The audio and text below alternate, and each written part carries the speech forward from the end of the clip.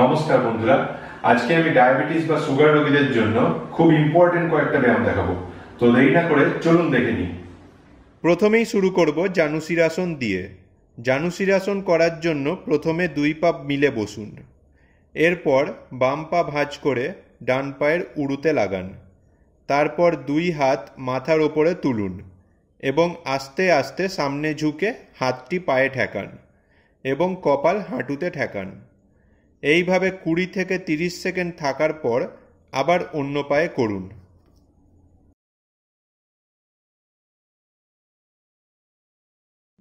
Next ব্যায়াম যোগমুদ্রা।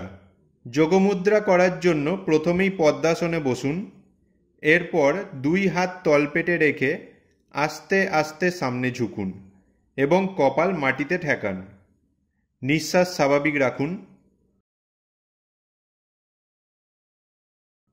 1 minute এইভাবে থেকে আবার আগের অবস্থায় ফিরে আসুন।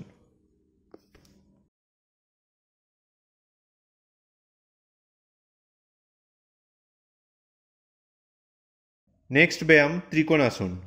ত্রিকোণাসন করার জন্য সোজা হয়ে দাঁড়ান এবং দুই পায়ের মাঝে ঠিক 2.5 থেকে 3 ফুটের গ্যাপ রাখুন।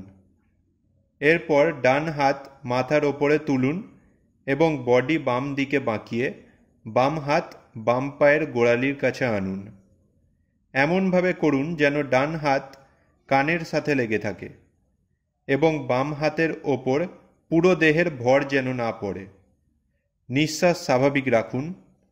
এইভাবে 1 মিনিট থাকার পর স্বাভাবিক অবস্থায় আসুন এবং উল্টো দিকে আবার করার চেষ্টা করুন।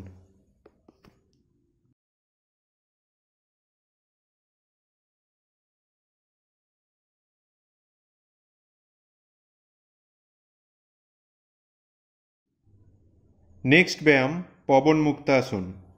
পবন মুক্তাসন করার জন্য প্রথমেই চিত হয়ে শুয়ে পড়ুন। এরপর দুই পা হাঁটু মুড়ে বুকের কাছে আনুন এবং দুই হাত দিয়ে চেপে ধরুন।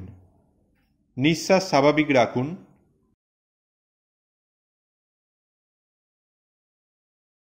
ঠিক 20 থেকে 30 সেকেন্ড এইভাবে থাকার পর পা ছেড়ে দিন। এইভাবে মোট 4 থেকে 5 বার করুন।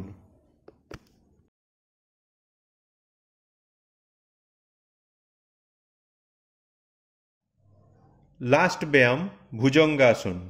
ভুজঙ্গাসন করার জন্য প্রথমেই উপুর হয়ে শুয়ে পড়ুন। এরপর বুকের দুই পাশে হাত রেখে মাথা ও কাঁধ যতটা সম্ভব ওপরে তুলুন। দুই পা জোড়া ও সোজা থাকবে এবং নিঃশ্বাস স্বাভাবিক থাকবে। এই অবস্থায় 30 থেকে 35 সেকেন্ড থাকার পর আবার আগের অবস্থায় ফিরে আসুন।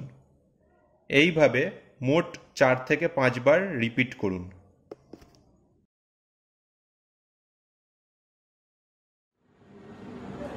এই 5টি ব্যায়ামের সাথে সাথে সকালে 30 মিনিট এবং বিকেলে 30 মিনিট অবশ্যই হাঁটতে যেতে হবে।